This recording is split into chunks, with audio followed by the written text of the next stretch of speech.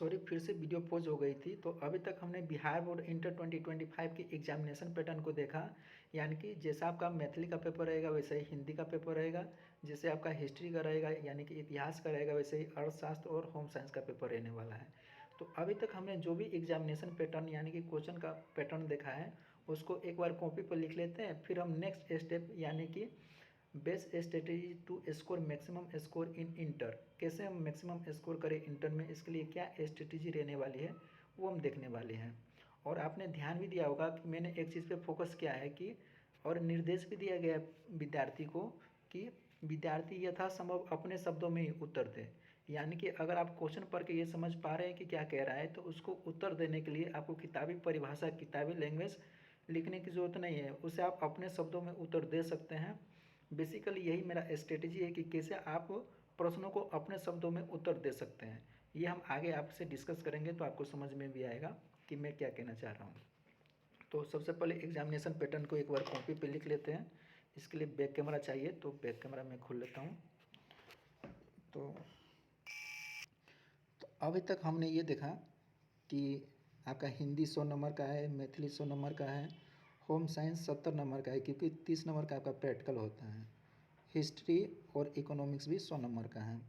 प्रत्येक पेपर में आपका 2 खंड है, खंड अ और खंड ब। खंड अ में 100 में से किसी 50 का उत्तर देना है ऑब्जेक्टिव का, और खंड ब में आपका अर्थशास्त्र, इतिहास और गृह विज्ञान तीनों का एग्जामिनेशन का पैटर्न सेम रहेगा कि लघु उत्तरीय रहेगा, दीर्घ उत्तरीय रहेगा।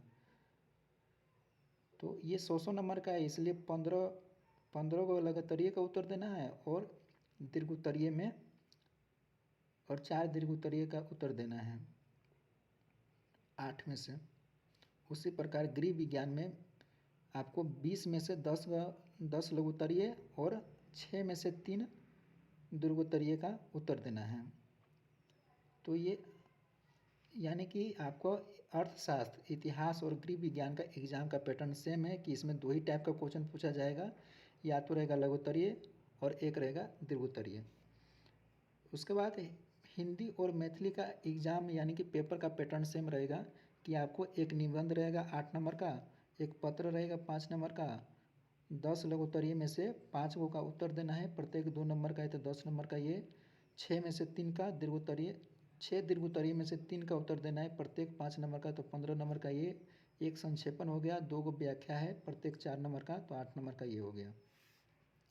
अब हमारी स्ट्रेटेजी क्या रहने वाली, ये चीज़ आप समझ चुके हैं बढ़िया से। हमारी स्ट्रेटेजी क्या रहने वाली है, हमारी स्ट्रेटेजी ये रहने वाली है कि किसी भी प्रश्न को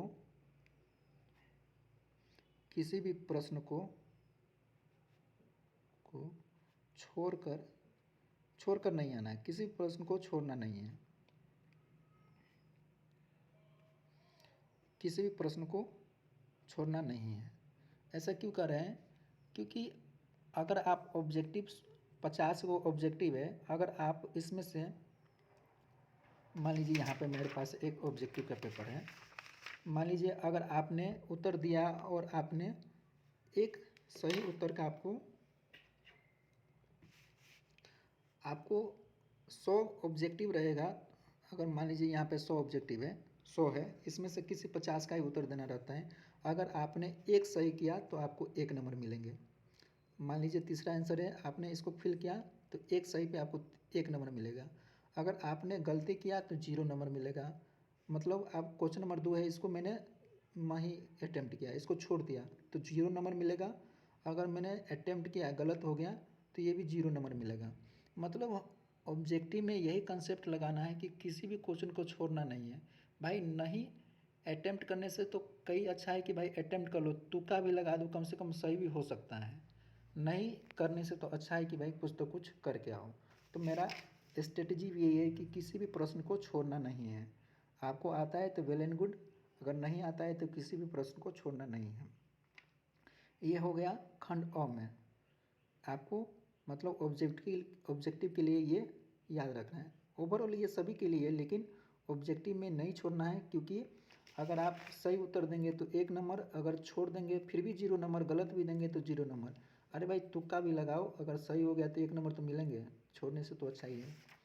और दूसरा है यहाँ पे बेसिकली यही है कि आपको जो अपने शब्दों में उत्तर देना है, लघु उत्तरीय और दीर्घ उत्तरीय, यहाँ पे स्ट्रेटेजी काम करेगा कि अपने शब्दों में उत्तर कैसे दें।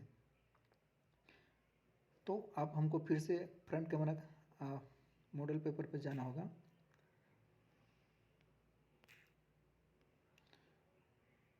जैसे हिंदी का पेपर देख लेते हैं। हिंदी कहाँ गया? जैसे ये तो आपको करना ही पड़ेगा। जैसे यहाँ पे हो गया आपका हिंदी का पेपर है, तो इसमें किसी को छोड़ना नहीं है। 100 में से जो आपको सबसे इजी लगता है उसको छाँट के करना है, और सबसे इजी वाले क्वेश्चन को इसमें आपको करना है। तो इसमें 100 में से करना ही है। इसके लिए आपको जो भी गाइड से पढ़िएगा वो काम आएगा। इसमें कोई भी स्ट्रेटेजी काम करने वाला नहीं है ऑब्जेक्टिव में, क्योंकि ऑब्जेक्टिव का पेपर कंप्यूटर से चेक होता है, और इसमें 4 ऑप्शन में से, और इसके 4 ऑप्शन में से ही कोई उत्तर देना होगा। तो यहाँ पे अपने शब्दों में उत्तर तो नहीं दे सकते हैं। तो मेरा स्ट्रेटेजी जो है यहाँ पे काम करेगा। जैसे निम्नलिखित में से किसी एक विषय पर निबंध लिखें। भैया निबंध, आपको एक चीज़ मैं बता दूं कि हमारे त्यौहार, आपका होली, दिवाली, ईद, मुहर्रम, ईद, ये सब हो गया। किसी भी एक न एक त्यौहार आपको आएगा ही आएगा किसी भी एग्ज़ाम पे।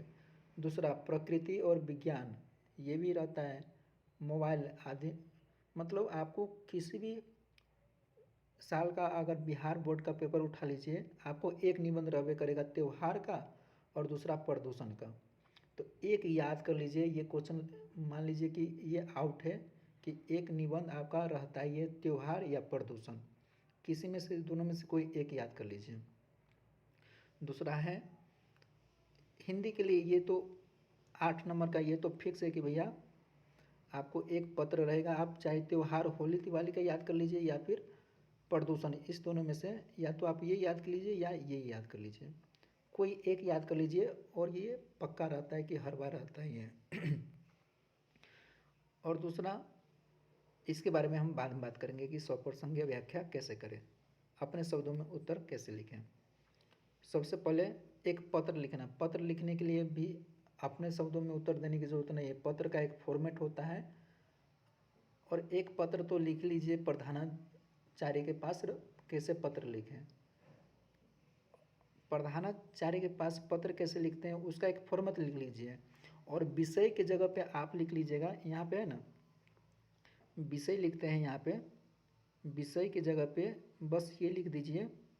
विषय की जगह पे क्या लिख दिए, ये विषय की जगह पे आप यहाँ से लिख दीजिए कि विलंब दंड माफ करने हेतु अनुरोध, यहाँ तक लिख दीजिए। और बाकी जो भी है रामा गाथा वो आप लिखते जाइए। कोई भी एक पत्र, ये सिंपल सा है, इसमें भी कोई लैंग्वेज की ज़रूरत नहीं है।